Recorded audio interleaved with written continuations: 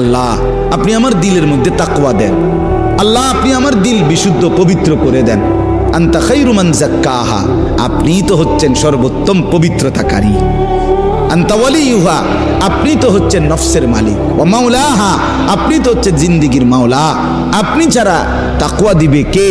আপনি ছাড়া হেদায়েত দিবে কে? মাওলা আল্লাহুম্মা আসলিহ লি শা'নি কুল্লা ওয়ালা তাকিলনি ইলা নফসি তরফাতা আইন।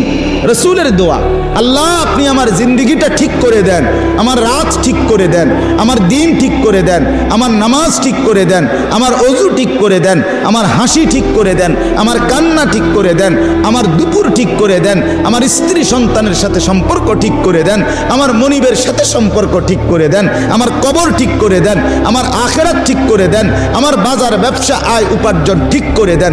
আল্লাহ সব ঠিক করে দেন। আমারে আমার মনের চাহিদার উপরে এক সেকেন্ডের জন্য, এক পলকের জন্য